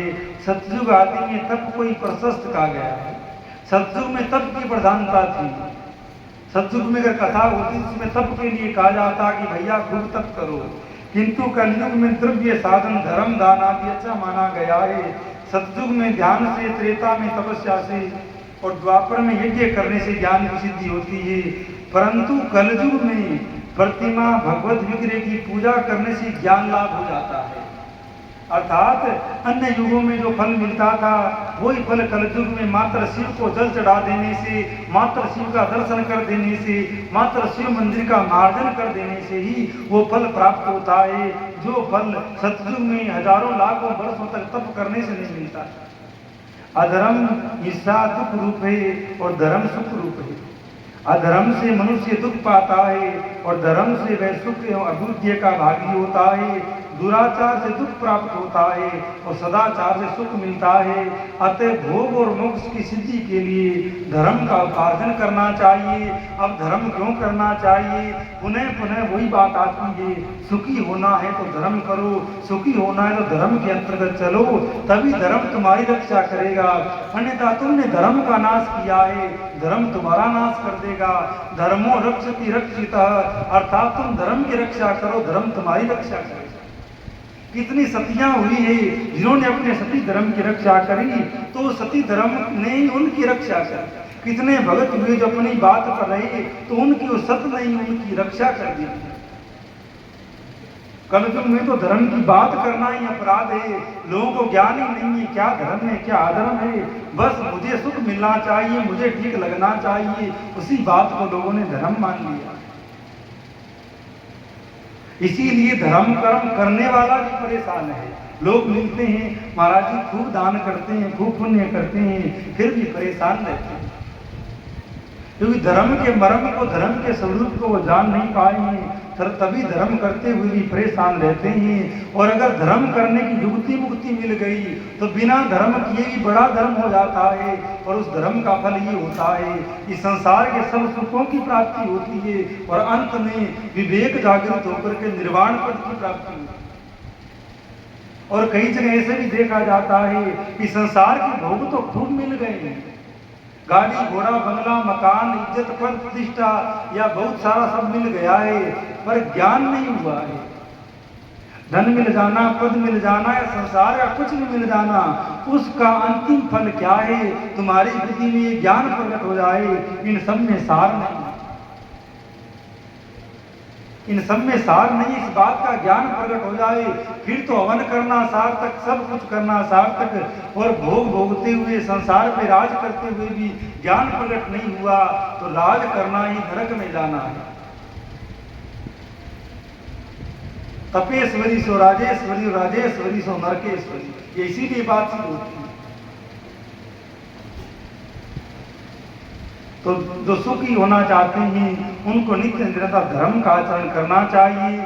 जिस घर में कम से कम 4 मनुष्य हैं, ऐसे कुटुंबी ब्राह्मण को जो 100 वर्ष के लिए जीविका जीवन निर्वाह की सामग्री देता है, उसके लिए वह दान ब्रह्मलोक की प्राप्ति कराने वाला होता है। एक सहस्त्र चंद्रायण व्रत का अनुष्ठान ब्रह्मलोकदायक माना गया है। जो क्षत्रिय एक सहस्त्र कुटुंब को जीविका और आवास देता है, उसका वह कर्म इंद्रलोक की प्राप्ति कराने वाला होता है। 10,000 कुटुंबों को दिया हुआ आश्रय दान ब्रह्मलोक प्रदान करता है। दाता पुरुष जिस देवता को सामने रखकर दान करता है, अर्थात वह दान के द्वारा जिस देवता को प्रसन्न करना चाहता है, उसी लोक का उसे प्राप्त होता है। ये बात वेद वेता पुरुष अच्छी तरह जानते हैं। धनहीन पुरुष तपस्या उपार्जन करे। बड़ी सुंदर बात आई। जो गरीब है उनको क्या करना चाहिए? गरीब है उनको अमीरों को देकर जलना नहीं चाहिए। उनको ये सोचना चाहिए ये आज अमीर हैं, इन्होंने भले काम किए होंगे, धर्म किया होगा, तप किया होगा, इसलिए ये अमीर हैं, तो हम भी तप करें। पर गरीब लोग उल्टा करते हैं, अमीर लोगों की या तो बराबरी करते हैं या उनसे द्वेष करते हैं। तो गरीब लोगों को हमेशा तप करना चाहिए और अमीर लोगों के पास धन है उस धन का सदुपयोग करना चाहिए, न कि भोगों में पड़ करके अपनी गति बिगाड़नी चाहिए। धन अपर वस्तु है, गरीबी अपर वस्तु है। अमीर भी मनुष्य ही होता है और गरीब भी मनुष्य ही होता है। गरीब की शोभा तप है और तपशाली मनुष्य को क्या नहीं प्राप्त हो जाता। साधु लोग तप करते हैं तो उनको क्या नहीं मिल जाता। तो जिसके पास जो होए उससे ही धर्म की सेवा करनी चाहिए और पुण्यों का अर्जन करना चाहिए। पर संसार देखा देखी और बराबरी में मरा जाता है। जिसके पास धन हो गया है वो पद के लिए मरता है। विधायक बन जाऊं, सांसद बन जाऊं, कोई बड़ा नेता मंत्री बन जाऊं। गरीब है वो साइकिल वाला सोचता है गाड़ी वाले के बराबर हो जाऊं, गाड़ी वाला सोचता है कि बड़ी गाड़ी वाले के बराबर में हूं, उसके आगे वो सोचता है हवाई जहाज वाला का बराबर करूं। आखिर में जाकर के देवताओं तक की बराबरी हो जाती है, पर इन सब में कोई लाभ नहीं होता।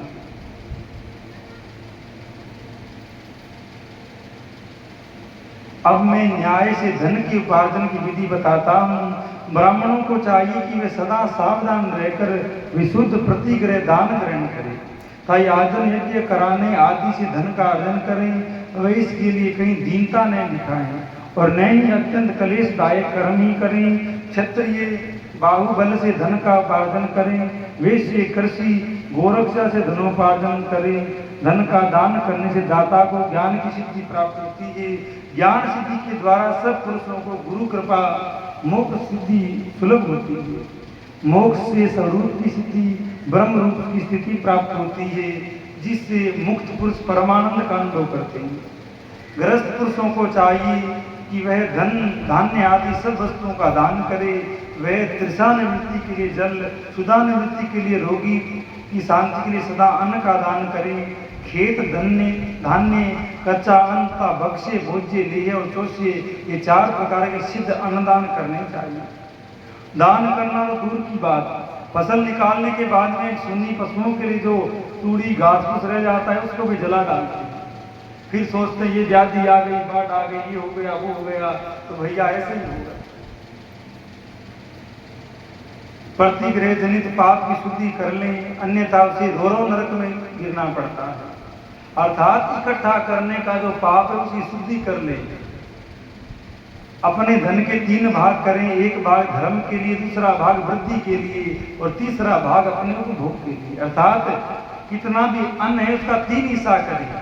एक हिस्सा धर्म के लिए, एक हिस्सा अपना काम आगे बढ़ाने के लिए, व्यापार वृद्धि के लिए, और एक हिस्सा खुद के लिए अर्थात उपभोग के लिए, भोजन पानी कपड़ा इत्यादि के लिए 3 हिस्सा करें। हम तो भैया इसे तो 100 कर लेंगे, पर सब हिस्से होंगे खुद के लिए। इतने का मकान बनाएंगे, इतने की गाड़ी लाएंगे, इतने का ये करेंगे, इतने का ये करेंगे, इसे तो 100 कर लेंगे, पर होंगे खुद के लिए। नित्य नैमित्तिक और काम में ये तीनों प्रकार के कर्म धर्मार्थ रखे हुए धन से करें। साधक को चाहिए कि वे वृद्धि के लिए रखे हुए धन से ऐसा व्यापार करे जिससे उनकी धन की वृद्धि हो। धन कमाना पाप नहीं है, पर उसका विवेकपूर्वक उपयोग करना सही बात है। अगर वो अज्ञानता से उपयोग होता है वो पाप है। अन्यथा खूब भगवान आपको वृद्धि दे, संपत्ति दे, पर उसके साथ में विवेक भी दे कि मुझे ये कहाँ लगाना चाहिए।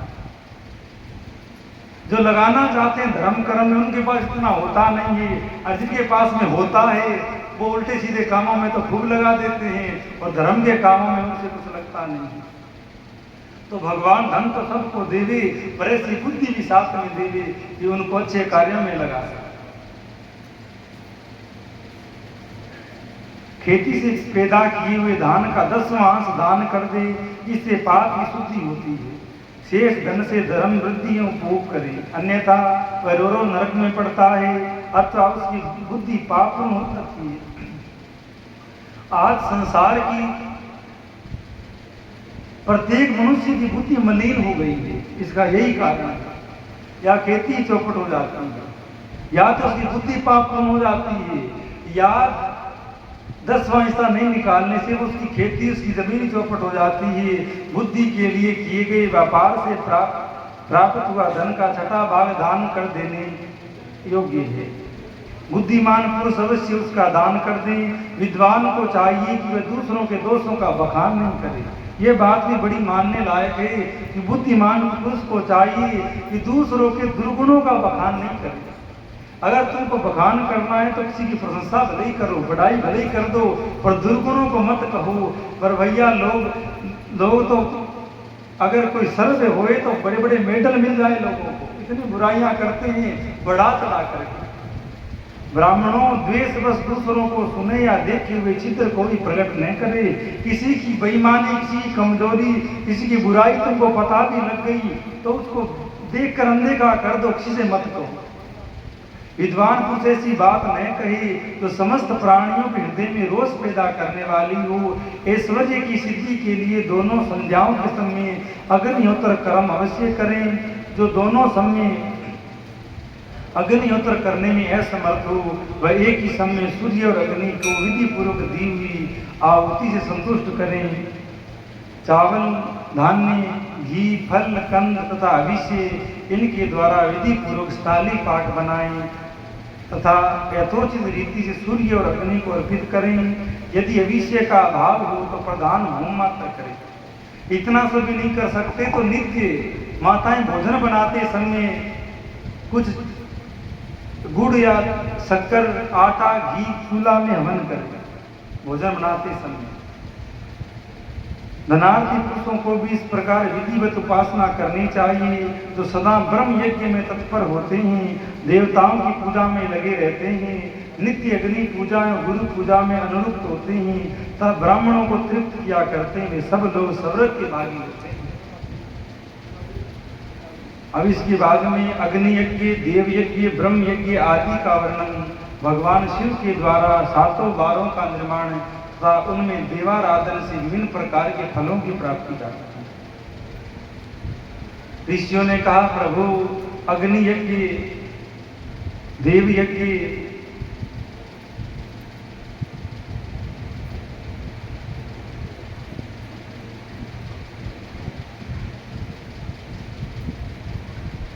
यज्ञ, ब्रह्म यज्ञ, गुरु पूजा, ब्रह्म तृप्ति का हमारे समक्ष कर्मश वर्णन कीजिए। तो सूत जी कहते हैं ये 5 यज्ञ प्रत्येक मनुष्य को नित्य करने चाहिए। सूत जी बोले, मैं ऋषियों, गृहस्थ पुरुष अग्नि में सायंकाल और प्रातःकाल जो चावल आदि द्रव्य की आहुति देता है उसी को अग्नि यज्ञ कहते हैं। भोजन बनाते समय पवित्र अग्नि में जो घी, जो चावल की आहुति देता है वही अग्नि यज्ञ है। जो ब्रह्मचर्य आश्रम में स्थित है उन ब्रह्मचारियों के लिए संविदा का आधान ही अग्नि यज्ञ है। वे संहिता का ही अग्नि में हवन करें। ब्राह्मणों को ब्रह्मचर्य आश्रम में निवास करने वाले द्विजों का जब तक विवाह न हो जाए और वे उपासना अग्नि की प्रतिष्ठा न कर ले तब तक उनके लिए अग्नि में ही संहिता की आहुति, व्रत आदि का पालन तथा विशेष यजन आदि ही कर्तव्य है। वो यही उनके लिए अग्नि यज्ञ है। द्विजों जिन्होंने बाह्य अग्नि को विसर्जित करके अपने आत्मा में अग्नि का आरोप कर लिया है, ऐसे वानप्रस्थियों और सन्यासियों के लिए यही हवन है। अग्नि यज्ञ ही है कि वे विहित समय पर हितकर परिमित और पवित्र अन्न का भोजन कर लें। ब्राह्मणों, सायंकाल अग्नि के लिए दी हुई आहुति संपत्ति प्रदान करने वाली होती है, ऐसा जानना चाहिए। प्रातःकाल सूर्य देव को दी हुई आहुति आयु की वृद्धि करने वाली होती है, यह बात अच्छी तरह समझ लेनी चाहिए। दिन में अग्निदेव सूर्य में ही प्रविष्ट हो जाते हैं, अतः प्रातःकाल सूर्य को दी हुई आहुति भी अग्नि यज्ञ के अंतर्गत है। इसीलिए यह अग्नि यज्ञ का वर्णन किया गया। इंद्र आदि समस्त देवताओं के उद्देश्य से अग्नि में जो आहुति दी जाती है उसे देव यज्ञ समझना चाहिए। स्थाली पाक आदि यज्ञ को देवी की ही मानना चाहिए।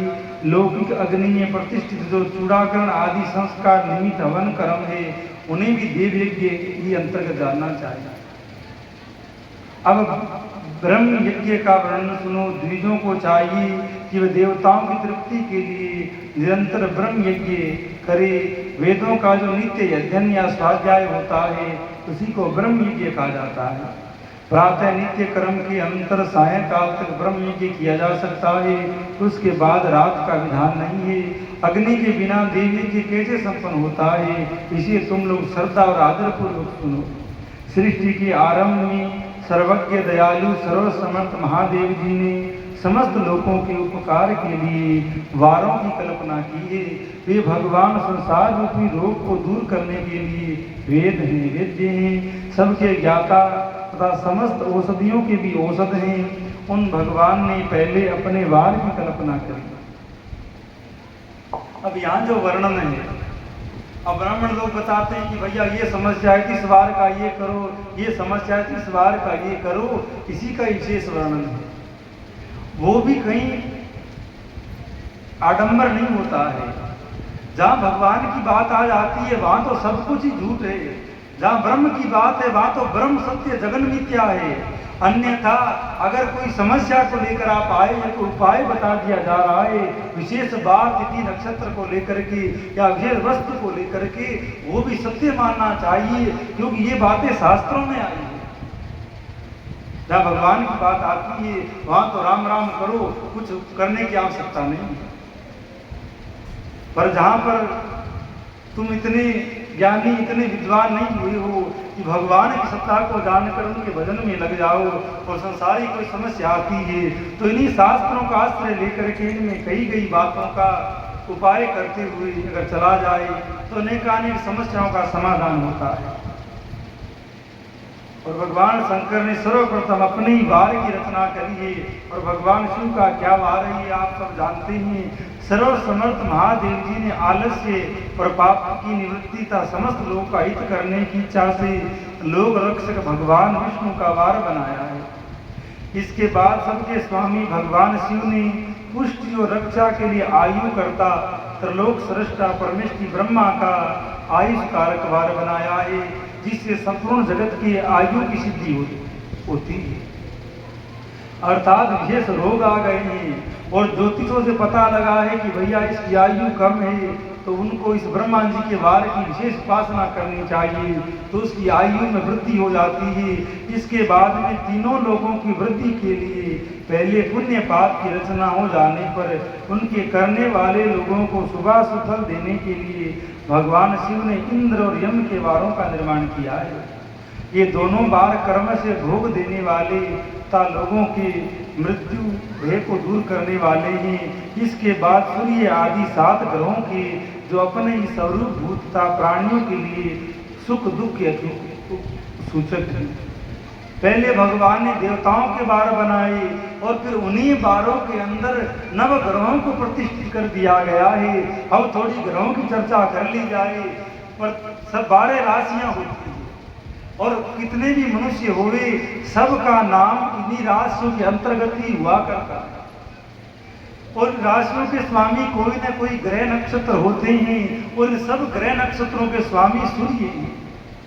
जिस प्रकार सूर्य की कला घटती बढ़ती है, कभी चंद्रमा, कभी पूर्णिमा का चंद्रमा है, कभी अमावस्या का चंद्रमा है, कभी षष्ठी अष्टमी सप्तमी का चंद्रमा है, कभी कृष्ण पक्ष का है, कभी शुक्ल पक्ष का है। तो जिस प्रकार सूर्य और चंद्रमा की दशाएं गिरती बढ़ती रहती है, उसी प्रकार इन राशियों के प्रभाव से सूर्य के नीचे रहने वाले, चंद्रमा के नीचे रहने वाले मनुष्यों की भी दशाएं कभी अच्छी होती है, कभी बुरी होती है। कई लोग ग्रह नक्षत्र में विश्वास नहीं करते हैं, पर भैया ग्रह नक्षत्र मूर्त भी बड़ी सिद्ध बात है। अगर तुम्हारे समझ में आ जाए कोई कार्य आपने किया सिद्ध मुहूर्त में हो गया तो उम्र भर इस बात का तुम्हारे मन में गर्व होगा कि मैंने ये कार्य किया। और कई बार ऐसा कार्य कोई गलत मुहूर्त में हो जाता है, जीवन भर पश्चाताप रहता है, हमारी अकल खराब हो गई जो ऐसा कार्य हमने किया। तो ग्रह नक्षत्र का विचार विशेष करना चाहिए और इनको मानना चाहिए। अब पहले जाट लोग कह देते क्या होता है ग्रह नक्षत्र, जाट ने जई रोक दी, बोले धरती का बीज यही है, कोई ना पाओ जाकर। तो पहले नहीं मानते थे, पर अब लोग धीरे धीरे विचार करने लग गए, ग्रह नक्षत्र को मानने लग गए, तो कुछ स्थिति सुधार में है।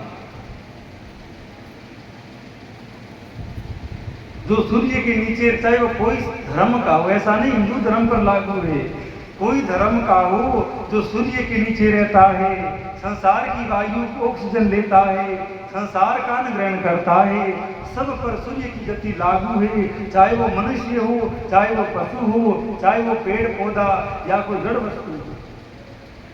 इन ग्रहों की दशाएं सबको नचा रही है। ग्रह नक्षत्र अच्छे हुए तो बड़ा नेता बन गया, बड़ी पूछ हो गई, बड़ा धन बढ़ गया, बड़ा सम्मान उसका हो गया। और वही भैया ग्रह नक्षत्र उल्टे भय तो गली के कुत्ता यहाँ पूछ रहे कि ये कौन है। तो सब ग्रह नक्षत्रों का खेल है। और अब ग्रह नक्षत्र लागू क्यों होते हैं, तो वही बात आकर पुनः कर्म पर टिकती है। व्यक्ति के कर्मों के अनुसार ही ग्रह नक्षत्र लगा करते हैं।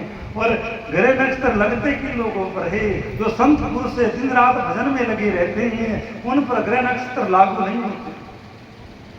ग्रह नक्षत्र खाली उन्हीं प्राणियों पर लागू होते हैं जो माया के बंधन में पड़ करके अनेकानेक प्रकार के कर्म भोगते हुए सुख दुख का जो संयोग करते हैं, सुख दुख को ग्रहण करते हैं। इनका प्रभाव इन्हीं पर ही लागू होता है। जो व्यक्ति राम राम करने लग गया, भजन करने लग गया, उसकी सेवा करते हैं ये ग्रह नक्षत्र, क्योंकि ये भगवान के बनाए हुए हैं। और वहीं जो बदमाशी करता है, उल्टे सुलटे कर्म करता है, माता पिता की सेवा नहीं करता है, गैया को ठोकर लगाता है, धर्म की निंदा करता है, उनको ये नवग्रह की हालत करते हैं कि भैया पुण्य के पानी पा जाते हैं। ये कोई महात्मा थे हमारे वृंदावन में, बड़े बड़े सिद्ध आचार्य हुए हैं जिन्होंने ज्योतिष की महान विद्याएं प्राप्त की। और कई तो ब्राह्मण थे, साधु हो गए, ज्योतिष विद्या जानते थे, तो वो तो यहाँ तक पहुंच गए कि धरती पर बैठे हुए भी वो ग्रहों के विषय में जान लेते। धरती पर बैठे हुए भी ग्रहों से बात कर लेते थे। मात्र मनुष्य का माथा देखकर बता देते थे कि ये कब जन्मा, इसके जीवन में क्या क्या घटनाएं घटी, कब मरने वाला है। तो बाद में उनको इतना ज्ञान हुआ कि वो साधु हो गए, गृहस्थ में नहीं गए, ब्राह्मण थे। तो एक दिन वो इस आसन पर बैठे थे, तो उनके सामने कोई महात्मा आए, गरीब महात्मा जैसे होते हैं, घूमने वाले, मांगने खाने वाले, वो महात्मा सामने आए। सिद्ध पुरुष थे, ज्योतिष के बड़े विद्वान थे, देखते ही जान गए। और उस महात्मा को कहा कि तुम महात्मा हो इसलिए बता रहा हूं, विग्रस्ती हो तो नहीं बताता, अपने कर्मों से अपने आप मरता, और तू साधु है, राम राम करता है, इसलिए बताता हूं कि 7 दिन के बाद तेरी मृत्यु होने वाली है। क्योंकि उस महात्मा ने उसके माथे की रेखाएं देख करके ग्रहों की गणना करके अनुमान कर लिया, बोले आज से 7 दिन तुम्हारी मृत्यु होने वाली है। अब गृहस्थी होता तो हाय हाय करता, घबरा उठता, रो पड़ता। साधु बोला आपने बड़ी कृपा करी, मुझे बता दिया। इतने दिन माला थोड़ी ढीली डाली चल रही थी, कुछ प्रमाद में माला चल रही थी, अब खूब खींच दिन करके माला करेंगे। अब महात्मा जी तो रोज तो प्रमाद भी कर लेते, कुछ देर सो भी जाते, कुछ देर टहल भी आते, कुछ देर कुछ और काम भी कर लेते। अब जब से महात्मा ने कहा तब से माला लेकर बैठे, भोजन पानी भी छोड़ दिया, राम राम राम राम राम राम करते करते 7 दिन की क्या को 1 वर्ष बीत गया और महात्मा का माथा भी दर्द नहीं हुआ, मरना दूर की बात। वही महात्मा 1 साल के बाद कुंभ आया प्रयाग में, तो जो सिद्ध पुरुष थे वो भी वहां गए हुए थे, और जिस महात्मा को कहा था वो भी वहां आया, तो उनके दर्शन करने आया। तो जिन्होंने बताया था उन्होंने उसको देखा, देखते ही जान गए कि वही आदमी है जिसको 1 साल पहले मैंने कहा था कि तो 7 दिन के बाद मर जाएगा, पर ये जिंदा कैसे है। कि मेरी जो ग्रहों की विद्या है, मेरी जो ज्योतिष विद्या है, उसमें कोई संशय की बात नहीं है। आज तक मैंने जो कुछ देखा है, अनुमान किया है, वो सब पार हुआ है। ये पहली बार मेरी बात झूठी कैसे हो गई। कई बार होता है ऐसे, बड़े बड़े विद्वान शास्त्री लोग जो कह दिए हो जाता है, पर उनकी भी बात बहुत बार झूठी हो जाती है। क्योंकि भगवान के विधान के आगे किसी ज्योतिष, किसी तांत्रिक मांत्रिक की नहीं चलती, जहाँ भगवान का विधान है। और साधुओं पर ना तंत्र चलता है, ना मंत्र चलता है, ना ग्रहों का प्रभाव होता है। ये गृहस्थियों को परेशान करते हैं टूणा टोटका वाले। साधु लोग कई बार टूणा उठा करके भूखे होते हैं, खा जाते हैं, भैया बड़ा अच्छा हुआ, ऐसे टूणे रोज करो तो रोज बर्फी रसगुल्ले लड्डू खाए को मिले। हमारे वृंदावन में एक महात्मा थे, आपको बताएं, तो कहीं जाते नहीं थे, कुटिया में रहते, पर ठीक ठाक ऐसे खूब तेरा चमकता जैसे रोज तो हलवा पूड़ी खाते होंगे। तो एक दिन ऐसे दो संत बेटे विनोद किए, बोले भाई तू खाता क्या है? अब हम तो भैया राम राम करते हैं, कभी कभार भिक्षा करने जाते हैं, भिक्षा में सूखे टिकट लाकर खाते हैं और राम राम करते हैं, तो शरीर तो दुबला हो ही गया है, घी नहीं खाते हैं, और तुम कहीं जाते भी नहीं हो, अरे कुटिया में रहते हो फिर भी ठीक ठाक हो। तो उसने कहा मेरी कुटिया चुरावे के पास में है। कोई ना कोई माता को कोई शाना सपाड़ा बता ही देता है कि 4 किलो लड्डू 2 किलो कर, फिर थोड़ा मालपुए खीर बना करके थोड़ा ढोली नींबू डाल करके छोड़ाना। तो मैं तो भैया कहीं भिक्षा करने नहीं जाता हूँ, देखता रहता हूँ कि कब माई आए। राम राम राम, इतने में कोई माई तगड़ा धरी जाती है, उधर से माई गई, मैं ला करके भगवान को भोग लगा करके चकाचक खाता हूँ। तो उन टूणों का खेल है कि खूब चकाचक आनंद हो रहा है। तो साधु महात्माओं पर ये सब चीज लागू नहीं होती है, ये कहना चाह रहे थे। तो हाँ, उन महात्मा ने पूछा, अरे भाई तुम वही महात्मा हो जिनको मैंने 1 साल पहले ये बात कही थी, तुम शादी में मरने वाले हो, तुम मरे नहीं। उसने कहा अरे मैं तो भूल ही गया, हाँ आपने कहा था, पर बाबा जी क्या कहूँ, आपने कहा था शादी में मर जाऊंगा, और मैं तो राम राम करने में बैठ गया, डूब गया, मुझे पता ही नहीं लगा कब 7 दिन निकले और कब 1 वर्ष निकल गया। तो महात्मा को बड़ा लगा भी हुआ तो हुआ कैसे। पुरुष थे वहीं बैठे बैठे ग्रहों से बात करी। मृत्यु के कारण मुख्य 4 ग्रह होते हैं, ये चारों ग्रह जब मनुष्य के विपरीत होते हैं तो मान लो इसकी मृत्यु का योग बन रहा है, भी मरने वाला है। तो महात्मा सिर थे, ग्रहों से बात करी, जाकर के गुरु ग्रह से पूछा, कहा भाई आप तो मृत्यु के देवे, मनुष्यों को मृत्यु दे देते हैं जब विपरीत होते हैं, तो ये बंदा मरा क्यों नहीं, आप इसके भाग्य में विपरीत चल रहे थे। तो उसने कहा कि देखो महात्मा जी, हम ग्रह हैं और मैं गुरु ग्रह हूं, और गुरु का काम होता है मनुष्य को भजन में लगाना। ये तो खुद ही भजन करता है, राम राम करता है, हम तो उन्हीं पर लगते हैं तो भजन में नहीं लगते, और उनका के भजन में लग जाए, राम राम करने लग जाए, इसलिए हम परेशान करते हैं। और ये तो पहले से ही राम राम में लगा हुआ है, तो गुरु का तो काम ही राम राम में लगाना है। हमने सोचा राम राम तो कर ही रहा है, अगर 1-2 साल और भी जी गया तो क्या घाटा है, राम राम करके बिताएगा, पापी होगा तुरंत मार देते, ज्यादा जिएगा तो और पाप करेगा, इसलिए किसका काम कर डालो। माता माता सोचा और माला फेर ले 2-4 साल, क्या क्या प्रयोग जल्दबाजी। फिर महात्मा ने शनि से बात करी, अरे भाई तुम तो बड़े क्रूर हो, जिस पर दृष्टि डाल देते हो सबरी भाग की तो खटिया ही उल्ट पलट कर देते हो, आपने कुछ क्यों नहीं प्रभाव डाला। शनि ने बड़ी सुंदर बात कही, बोले महात्मा जी एक बात बताइए, मैं कौन हूँ, किसका बेटा हूँ? बोले आप सूर्य के पुत्र हो। अच्छा तो भगवान श्री कृष्ण कौन है? बोले भगवान सूर्य के जवाई है, अर्थात जमुना के पति है। अब जो महात्मा था ये कौन है? बोले ये कृष्ण का भक्त है, कृष्ण कृष्ण करता है, राम राम करता है। अब आप ही बताइए, ये मेरा भांजा हो गया, ये कृष्ण का भजन करता है, कृष्ण का बेटा हो गया, अब ये मेरा भांजा, मैं इसका मामा। अब भैया मामा लोग भांजाओं को मारते थोड़ा ही। और दूसरी बात, महात्मा भजन में लगा है, मेरे ही बहनों ही का भजन करता है तो मुझे बड़ी प्रसन्नता होती। तो शनि ने भी कोई विपरीत प्रभाव नहीं दिया। उसके बाद मंगल से पूछा गया, मंगल ने कहा मेरा परिचय बताओ, मैं कौन हूँ? बोले तुम भूमि पुत्र हो। और भगवान कौन है? बोले भूमि के पति है, अर्थात जो धरती हो भगवान की पत्नी है, और ये मेरा भाई हो गया। अगर भाई भाई को परेशान करने लगेगा तो बताओ फिर व्यक्ति सुखी कहाँ पर रहेंगे। और दूसरी बात, ये महात्मा है, मेरे पिताजी का भजन करता है, मैं क्यों परेशान करने लगा? बुद्ध के पास में गई, बुद्ध ने कहा भाई मैं तो शांत ग्रह हूँ, ज्यादा कुछ गड़बड़ मैं करता ही नहीं हूँ। बुद्ध सौम्य ग्रह है, बुद्ध की दशा लग जाए ज्यादा चर्चा में मंगल गुरु और शनि की दशा विशेष रहती है चर्चा में। ये बुरा तो मत मानना कि ब्राह्मण लोग डराते हैं तो शनि का इनाम लेते हैं, भैया बड़ा भयंकर चल रहा है तेरे पर, 7.5 ही लगी हुई है, 4 दिन में ऐसे होने वाला है, 7 दिन में ऐसे होने वाला है। अब डरते भाई जाग देवता जो मांगो सो पंडित जी ले लो, पर जल्दी से इसको टालो, इधर उधर करो। अब ग्रह तो और भी बहुत है, पर नाम शनि का ही बदनाम है, शनि की दशा लग रही है।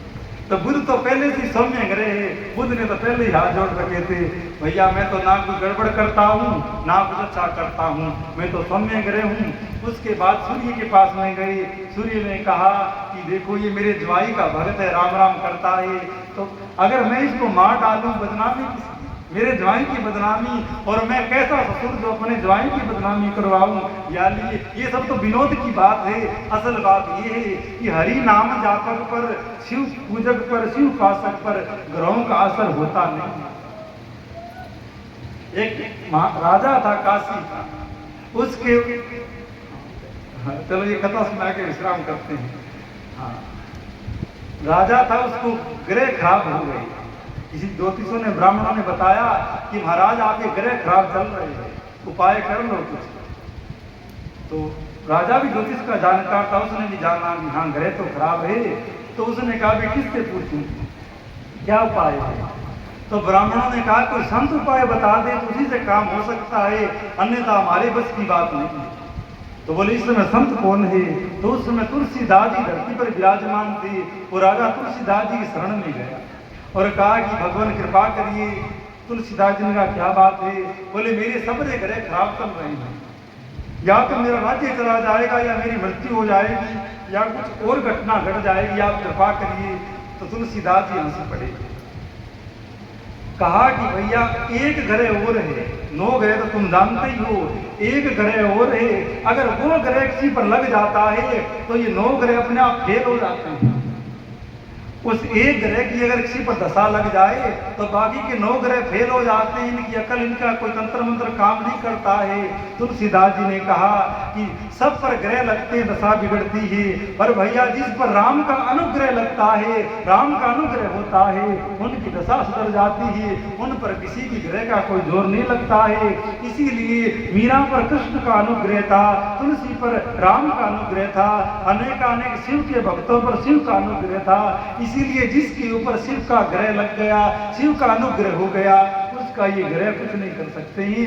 ये ग्रह लोग खुद सेवा करते हैं। अब प्रसंग तो और उठ रहे हैं नए नए, पर आज तो विश्राम का समय हो गया है, 5 मिनट और रहिए, इतने में आप आरती दीपक जलाइए। एक बात और कह देते हैं,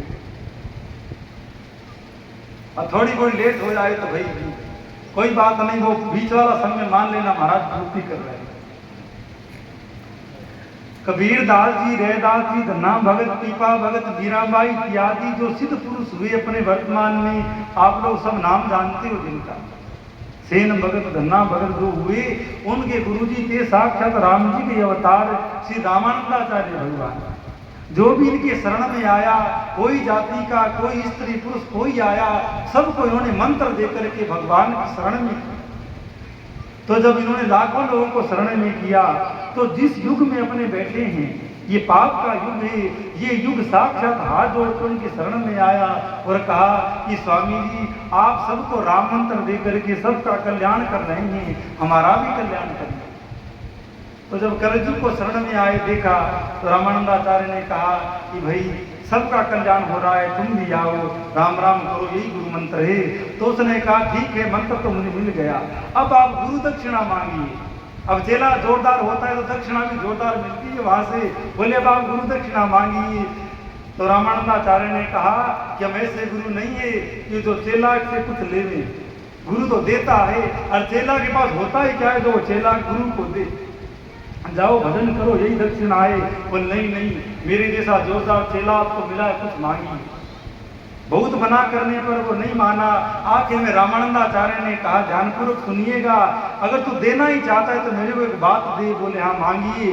बोले कोई भी राम राम करे, कलयुग चल रहा है, कोई भी राम राम करे तो उनको सताना नहीं, उनको परेशान नहीं करना, उन पर कृपा करना। तो कलयुग ने हाथ जोड़ करके कही कि बाबा वो तो मेरे गुरु भाई होंगे, चाहे कोई मंत्र का जप करिए, वो तो मेरे गुरु भाई होंगे। पर एक बात आप ही सुन लीजिए। बोले बताओ। बोले जो साधु तो हो जाएंगे, भगत तो हो जाएंगे, दुनिया की नजर में संत तो हो जाएंगे, पर राम राम तो करेंगे नहीं और साधु का ढोंग करेंगे। तो पहले तो उनकी बहुत पूजा करवाऊंगा, ध्यान दीजिए, पहले तो उनको बहुत पूजवाऊंगा, बहुत ऊपर ले जाऊंगा। दुनिया तारों को देखे तो उन महात्माओं को देखेगी, इतना ऊंचा ले जाऊंगा और फिर ऐसा भटकूंगा कि उनका नामो निशान नहीं रहेगा। जो राम राम नहीं करेंगे और जो राम राम करेंगे उनकी मैं सहायता करूंगा, उनकी मैं सेवा करूंगा। इसीलिए ये कलयुग का युग है। इसमें जो राम राम करता है, भक्ति करता है, उसकी तो कलयुग सेवा करता है। और जो भजन पूजन करता नहीं है, मात्र भोग लोभ में फंसा रहता है, उसकी अकल ठिकाने ये कलयुग अपने आप लगा देता है, लगाए रहता है। तो आज का सार यही है कि भगवान शिव के चरणों में बारंबार प्रार्थना है, इधर बाबा के चरणों में प्रार्थना है कि भैया सांप सपोड़ा तो कऊ को खाए नहीं, और आपकी कृपा सब तो राम जी की भक्ति प्राप्त होवे और शिव के चरणों में अनुराग प्राप्त होवे। आइए अब आर्थिक में प्रवेश करें। श्री राम जय जय राम, श्री राम।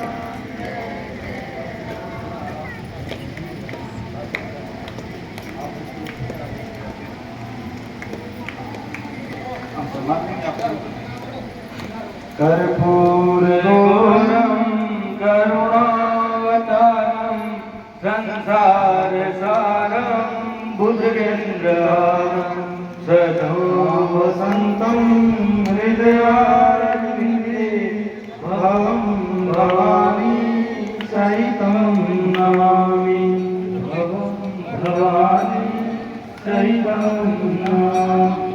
ओम जय शिव ओंकारा ओंकारा परमाविष्णु सदा शिव बोले भोलेनाथ महाशिव भांगी धारा।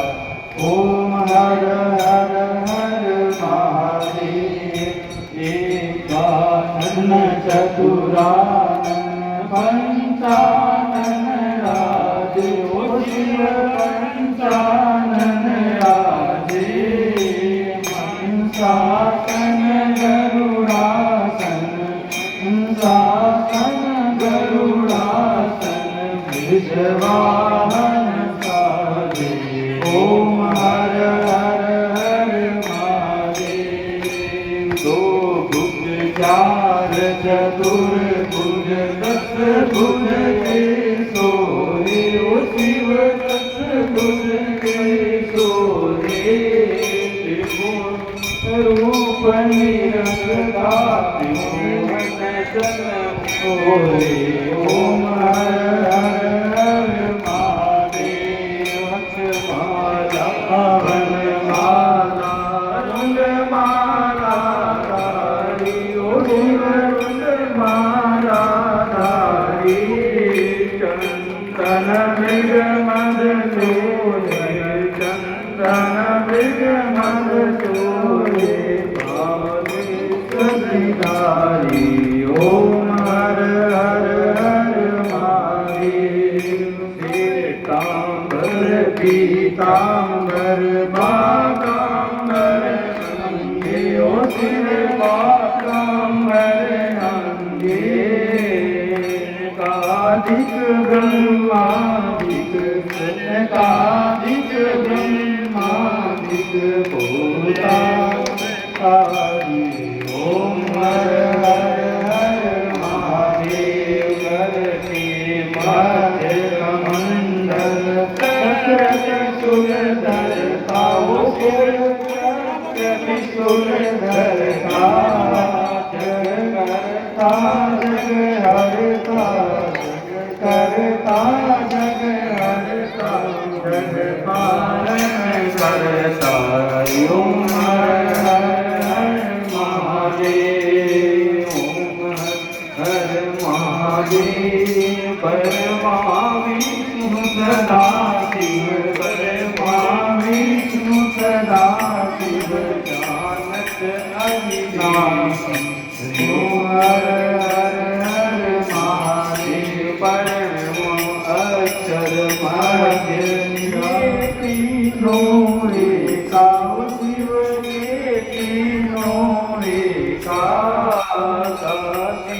में विश्वनाथ काशी में विश्वनाथ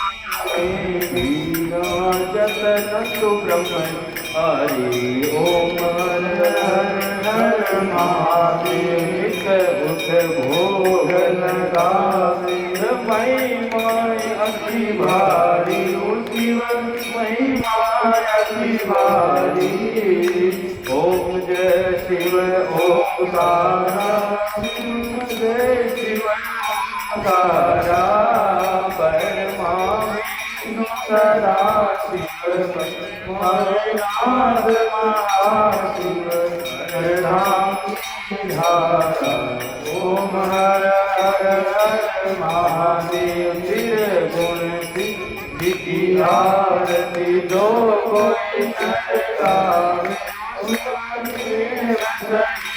गावे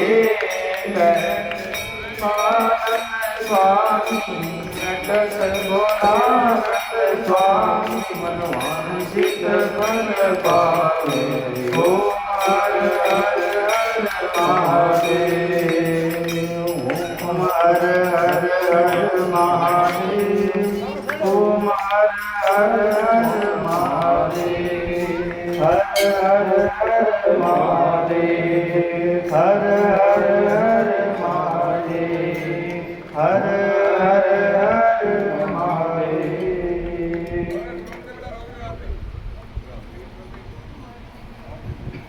प्रचोदयात् हरि ओम महादेव्य च विद्महे विष्णुपत्नी धीमहि तन्नो लक्ष्मी प्रचोदयात् ओम एकदन्ताय विद्महे वक्रतुण्डाय धीमहि तन्नो दन्ति प्रचोदयात् घंटा लगा नीर का पाप का शरीर का घंटा लगा चंदन नाम जपो रघुनंदन का घंटा लगा केसर का नाम जपो परमेश्वर का घंटा लगा रोड़ी का नाम जपो शिव गौरी का हर हर महादेव शंभो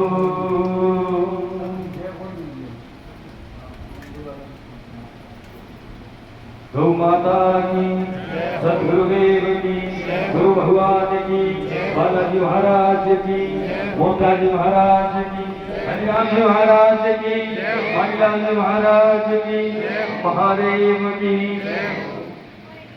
नगर खेड़ा भूमिनाथ की लोटा धाम की चार भुजानाथ की धर्म की है धर्म का प्राणियों में हरि कीर्तन का गौ हत्या गौ सेवा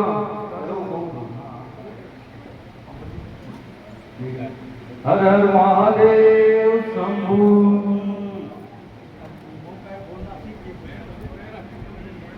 हाँ जाते समय ना खीर की स्वामी का प्रसाद है लेके जाना थोड़ा थोड़ा ठीक है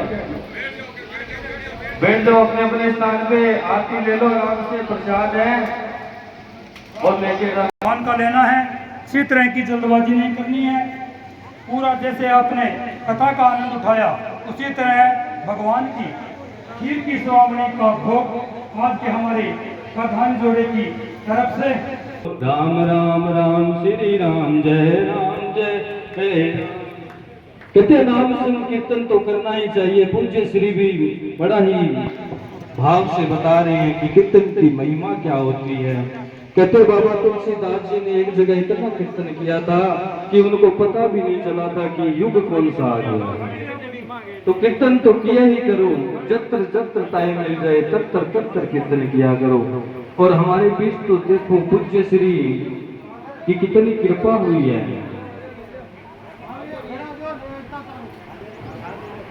महाप्रसाद लेते जाएं।